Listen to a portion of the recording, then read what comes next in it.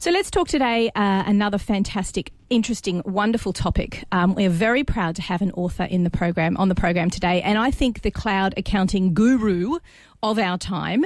Heather Smith speaks all over the world all about the new innovations that are coming up with cloud accounting, and today she's going to be sharing with us her knowledge and her understanding of what's coming up and what we can do as small businesses to improve our accounting, bookkeeping and just general administration processes. She's, of course, the author of Xero for Dummies and a very heralded speaker on the conference circuit as well. She's going to be speaking at the Accounting and Business Expo, which is going to be happening in the next 2 days, Wednesday and Thursday down at ICC. It is completely free. I highly recommend this. I went as a delegate last year, and there is so much to learn, not just if you're in the accounting world, but also as a business in terms of new innovations. And I know Heather will be speaking about that. Welcome to the show. Thank you so much for having me here, Alexi. I'm really excited to be here, and hello to everyone who's listening in. Now, let's talk a little bit about the success of Xero for Dummies. Yes. Why do you think it is that people are so excited about the cloud accounting revolution when it comes to being a business owner, and how do you think it's changed people's life in, say, the last 10 years? I think moving to the cloud has given the business owner an immense amount of flexibility. And by that, I mean that they can access their business information from anywhere. So they don't have to return to the office to get documents or to get information. They can access it from anywhere. Plus, what it has done is it has brought financial information into a timely and accurate, accessible point. Previously, like 10 years ago, when I was talking to a small business owner, their data could be 18 months out of date. It was unreliable, it was inaccurate. And today I can be talking to a small business owner whose data is accurate up until 8 hours ago. Like it's so accurate in terms of everything feeding into it, and I can really have a good conversation with them about that. And one of the things about business, whether you've thought about it or not, but a business is essentially lots and lots and lots of decisions, and being able to support those decisions with accurate and timely data is going to put you in a lot better position.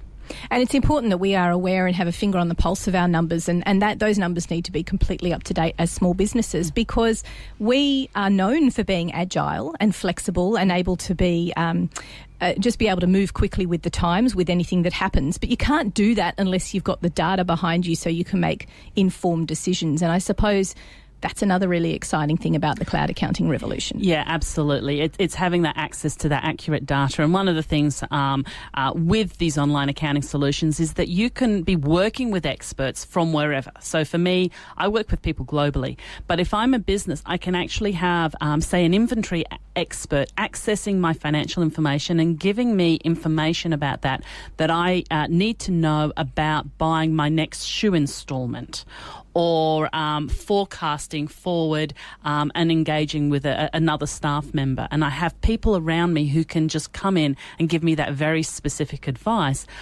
based on that reliable data that's available to them and to me.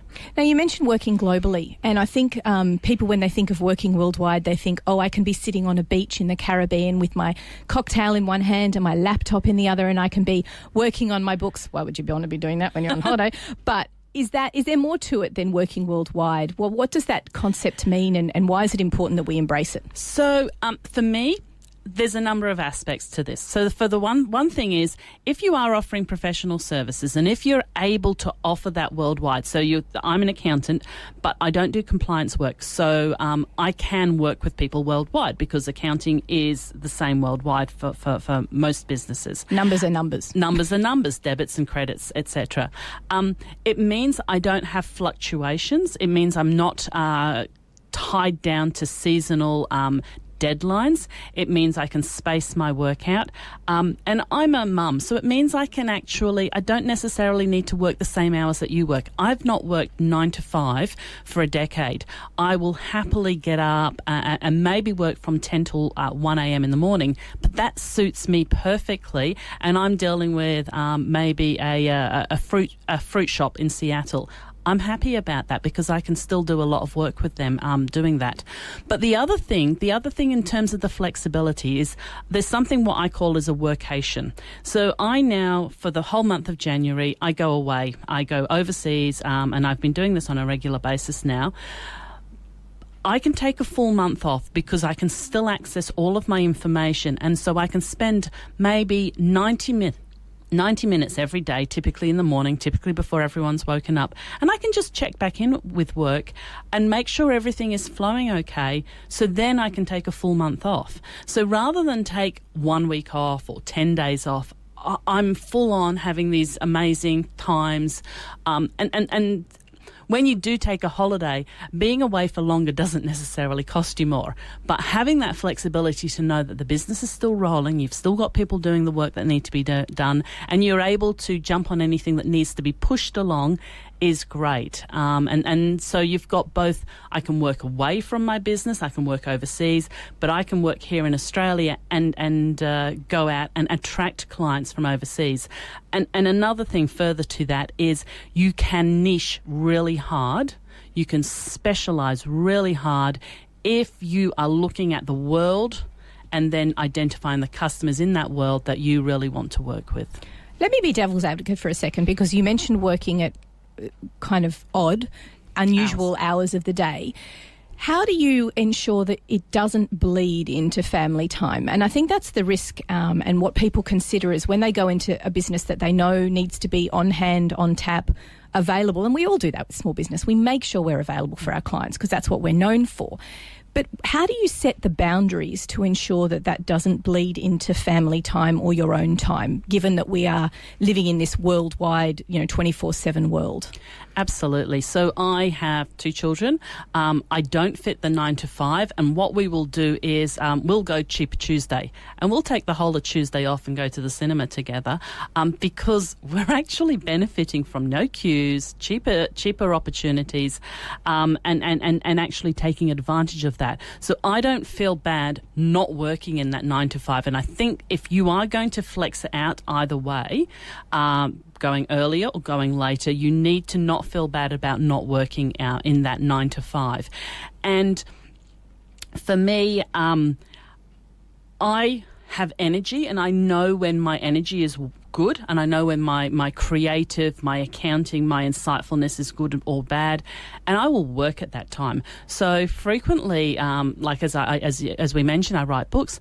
I'll wake up at 1 o'clock in the morning with a whole chapter in my head, and I'll just get up and I'll write that whole chapter. I'll be done by 4 o'clock in the morning. I'll go back to bed. But it doesn't matter because I won't need to work 3 hours during the day. I spend a huge amount. I'm a very present parent. I spend a huge amount of time with my children. My children are coming on those long workations with us, and we're very involved in their life. So it's blended. It's blended, but it works really well. I like what you were saying there about not feeling guilty about working 9 to 5. I mean, so many times when we're running small businesses, particularly if you're in the bookkeeping and accounting world and you've got, people on different time zones, you work when they work. And then you go, oh, but hang on, I've got to, it's 9 to 5, it's 11 o'clock in the morning and I'm doing nothing because I'm exhausted. You've got to be kind to yourself and say it's okay just because it's 9 to 5. It's not your 9 to 5. Yeah. It's not your hours. And I like that idea. If we all sat down and just took a little bit of time to say to myself, well, when is it I'm the most alive, active? When is if it is, coffee kicked in? And when does that work best for you? And I don't think there's enough of us who really sit down and analyse that. We just go, I'm a small business, I'm going to go hard for 12 hours of the day, and then I'm going to fall down exhausted. And that's not, that's not good long term, essentially. Absolutely, yeah.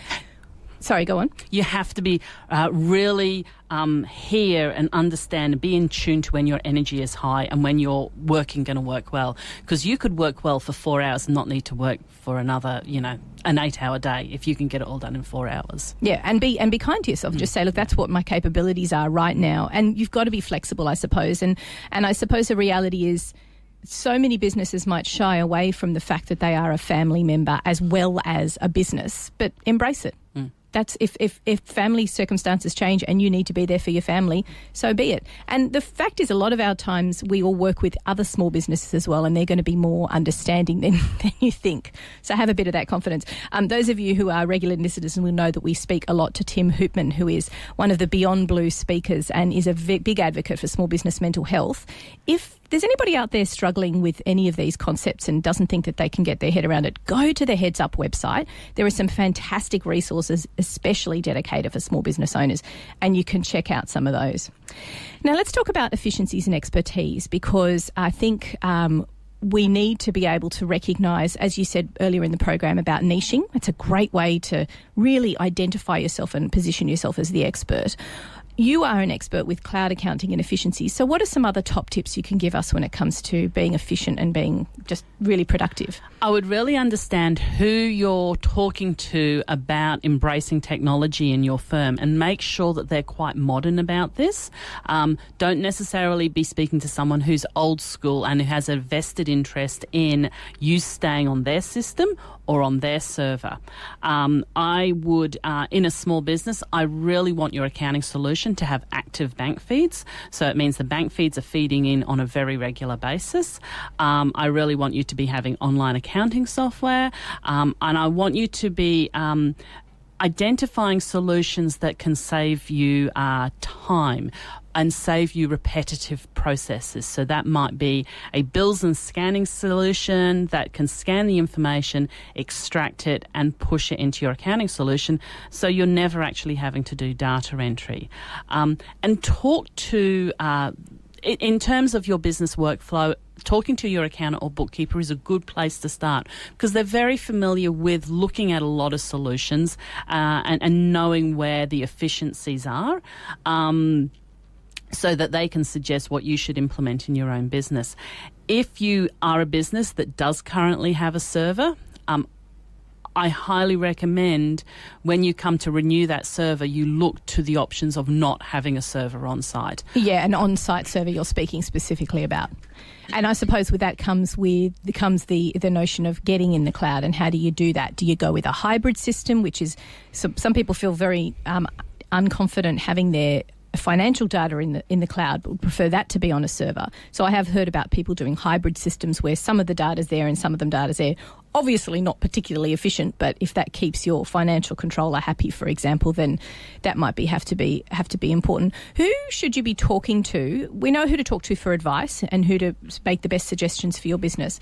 But who are the stakeholders that you need to make aware of if you're making any changes?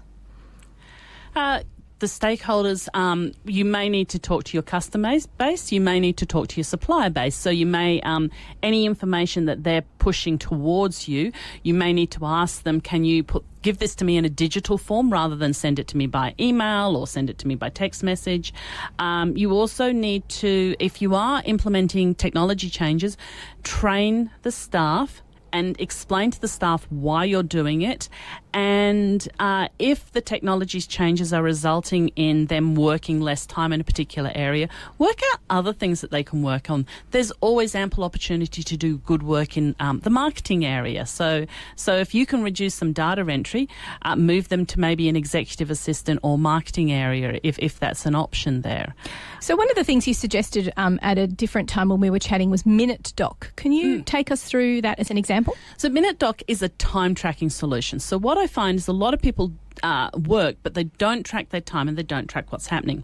So MinuteDoc can sit on your mobile device or can sit on your computer, and anytime you're working with a client, you can track that time and you can actually put some information in describing what's actually happening in that time. But you can also allocate it to an activity, you can also allocate it to a project, and you can run it against budget. So you can, if say you're working away on customer A and it's all going well, but then customer B rings up, you can stop the timer, flip it to customer B.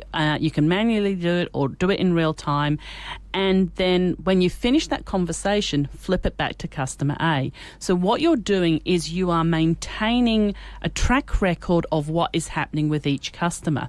And I found when I implemented, the solution is, these time tracking solutions are very, very reasonably priced.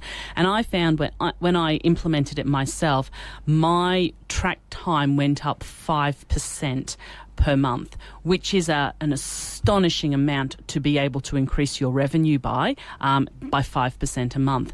And so I was able to send out detailed invoices, because everything populates into a detailed invoice, and the whole thing pushes across into your online accounting solution. So you're monitoring what you're doing. You have a clear understanding of what you're doing. You don't forget anything. It's not written on Post-it notes, and you've not sent out an invoice and forgot to bill them completely for something. It increases your revenue. Time tracking increases your revenue. And no matter how in professional services you want to bill, you still need to understand how many hours you're spending with a client and what is the return on that investment. What is the income you are generating from that client? I like the fact that you talk about flipping the switch between the two, because half the battle is you'd be doing something and you just get distracted all the time between the things. And I guess the point there is, don't forget to track the time you're working on your own business too, because that's obviously non-billable, but it can be monitored and checked, and you can start to get an idea about how much things are costing you. One of the things we talk about on Small Biz Matters is doing a hourly rate for your business, where you sit down and you look at all of your overheads through a year and drill it down to, 40 hours a week, and drill it down to 48 weeks a year, because, we only work 48 weeks a year, right? And get an hourly rate for yourself, so that when you are working on your business and you're tracking this time, you can sit there and go, well, hang on, I could be employing someone at a cheaper rate, and therefore I'd be making money off them instead of doing it myself, and this is how much it costs me to run my business per hour. It's a really handy tool to have. Now, one final thing on this topic before we move on and have a quick community service announcement. I just want to talk to you about how to keep on top of all of these new cloud solutions, because they are constantly evolving. And one of the fear that small business has is, if I learn something and I implement it on my business, how do I keep track on even that piece of software evolving? So what's some really good strategies to keep up to date with it? So one of the things I would suggest is ask your bookkeeper to keep you informed, okay? Because they're normally on top of what's going on there. The solutions themselves typically offer up webinars, so monitor what webinars are coming up and have someone sit in on the office and monitor that webinar, and then feed it back to everyone in the office if there's some time tracking features that are happening in there that you need to keep on top of. It's embracing lifelong learning. Once you've learned it, you still need to keep learning it. And I would spend typically 15 minutes a day trying to learn something more that is available in the solution. Now, sometimes that's easy if you're sort of pushed to demand a feature, but then sometimes it's just going and searching and then finding, oh, this feature here is actually going to be able to use for all of my clients and going to save me time. And I try and put out a lot of information about technology myself, and helping encourage people to learn it in bite-sized chunked pieces. So I really, if you can stay on top of 15 minutes a day of learning, you're going to be well ahead. And if then you need to deep dive into something via webinars, there's hundreds of free YouTube videos that you can access. Many of these solutions will allocate you an account manager. You can shoot them an email. Is there something I need to know in this? And if you want the solution to do something and it doesn't do something, contact someone. Contact your peers or contact the solution, and they may actually tell you it does it, but it calls it something different, or your peers will tell you, this is how I do it, and this is the way I get to that. And that can actually save you a huge amount of time. So constantly push yourself to have an efficient workflow and try and do something as fast as possible. I think one of the things we forget as small businesses is, unless you're part of a professional association and have this requirement, is we don't keep our continuing practical education up to date. And if you're a small business owner, you just don't factor that in as something that you should do. Whereas people who are professionals and part of a professional association or consultants, we make that part of our everyday life because we have to. So maybe small businesses out there need to be paying more attention to those emails that they do get from their very important pieces of software that they've implemented. Actually watch those 15-minute interviews, 15-minute segments, because they do tend to be quite small and bite-sized, because they're aware of your time and they know how much bandwidth we all have. Look, we're going to take a quick break here on Small Biz Matters. When we come back after the break, we're going to be talking more to Heather Smith, who is the cloud accounting guru, and talking about the best way to engage with a bookkeeper and ask for that support from your bookkeeping community. You're listening to Triple H 100.1 FM. We'll be back after this. And welcome back to Small Biz Matters here with Alexi Boyd in Triple H Studios and live across Australia on the Community Radio Network. If you've missed any of today's show, you can, of course, catch up via smallbizmatters.com.au, where there are over 130 fantastic podcasts just like this one. We have yet to repeat a topic. That's how varied and interesting the topics and the experts that we have on the program. Plus, you can subscribe to our news channel, our iTunes channel, Small Biz Matters Australia, where there are over 60 long-form podcasts just like this excellent one we've got with Heather Smith today. So just before the break, Heather, we were talking about utilising the software that you are implementing. It's not an easy process, is it, when you put something new into your business? It's like plugging in a whole new device, and you have to be kind to your staff and kind to your stakeholders when you're rolling it out. And I guess during the break we were talking about a really important section of that software, and all of them have it, which is a dashboard. And I guess too many times, because it flashes up on the screen when we first start, it kind of washes over you and you don't pay attention to it. Why is it really important to make that part of the evolution of that software in your business? Okay, so in terms of dashboard technology, for those who are unfamiliar with it, it's kind of like you're driving along the road, and you know when you're driving somewhere, you set a journey and you set a destination. And when you're driving, you don't look at the dashboard all the time. But what you do is you know the symbols on the dashboard, and you flick down to it while you're driving, then your eyes flick up. But if something comes up as an alert, or something comes up unusual, such as your petrol is low, such as a red light has come on and on the oil, and a little oil symbol has appeared, you know that you need to do something, and you know that journey needs some interference, and you need to react to it. This is the exact same with your business dashboards. You should be working with someone who understands your goals, understands your business, and has identified and worked with you to identify what information you need to surface to help you drive your business on the journey your business wants to go on. The dashboard should then be showcasing that information. It should surface that information. So you're not looking at it every day, but as you open up, you go, you're not looking at it every minute of driving the business. But as you open up, you look at it and you can scan across it and quickly identify anything that looks abnormal that you need to deal with. And that can be both extremely positive or extremely negative, okay? So abnormal or extraordinary is something that you're not expecting there, and you should then analyse what has happened there. Has a promotion in one area led to a massive reduction in sales in another area? And that's something you need to be aware of. Has one salesperson thwarted the efforts of another salesperson, which in reality does unfortunately happen. And having that dashboard technology means that you can set it there and run your business with that information and run it very quickly, and then get on to what you need to do. And you can tailor these dashboards as well. You don't just have to use whatever it is that spits back at you. I know that you can highlight certain accounts, for example, in Xero, or you can have a pop-up come up and tell you when you've got a certain number of receipts that need to be processed in Receipt Bank, for example. So there's ways that you can tailor it so it actually matches your business, not just, the default. Absolutely. So we really want you to think about what information you need and sit away from the actual software. Work out what information you need and then come back to it. And what a lot of people might do is put in an overlay of Microsoft BI, which will extract all the data from all of your different solutions and put it and showcase it. So it just depends on where you're going with this. But solutions like that can pull together multiple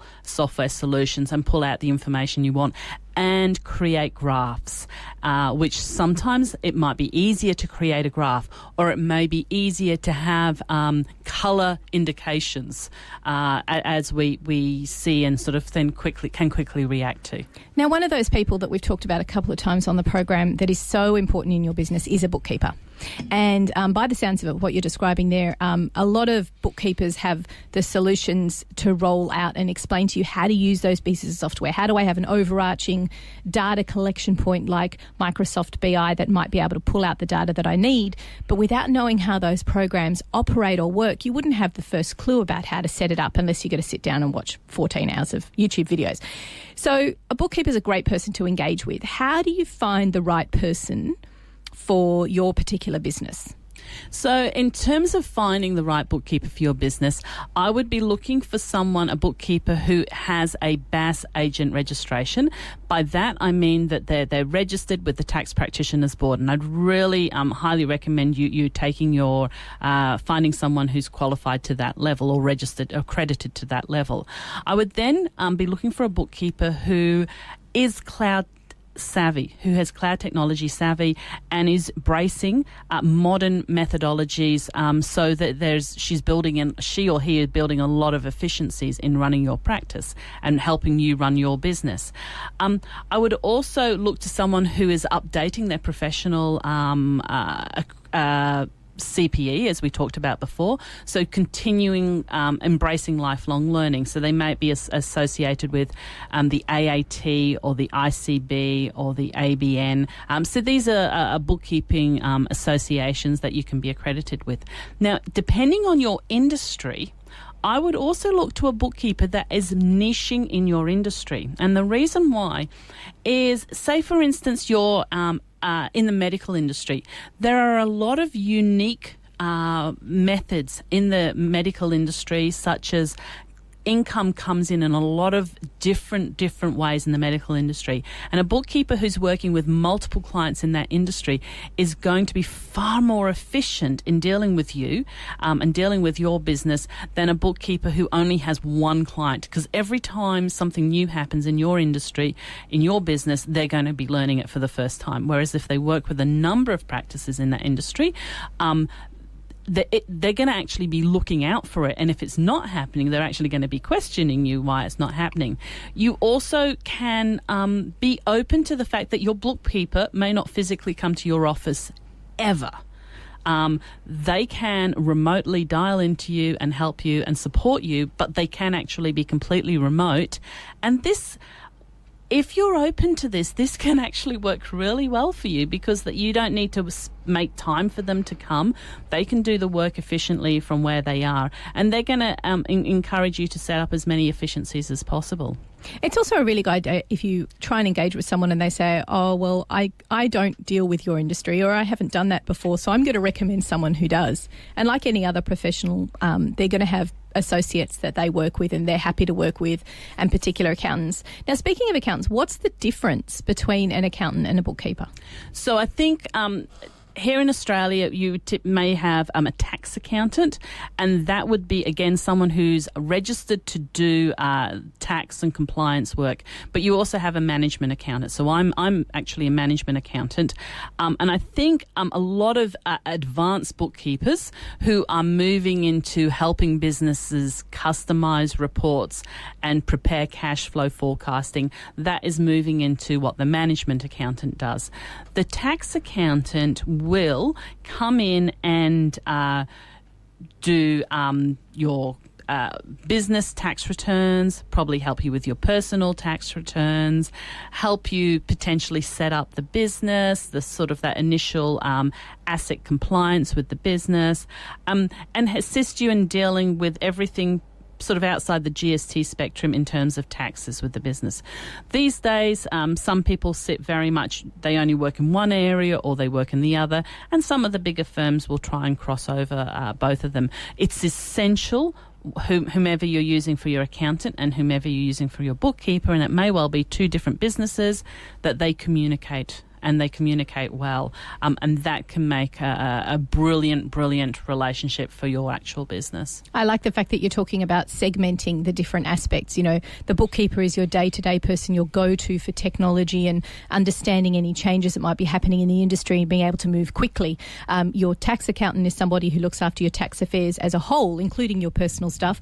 And your management accountant is the one who kind of puts things into buckets and looks at moving money around a little bit maybe. So it's okay to have 3 different professionals looking after that, as long as you said, they communicate effectively and look after one another. Yeah. Well, I want to thank you very much for coming on the show today. Now, tell me how people can find out more about you and what it is that you do and your expertise.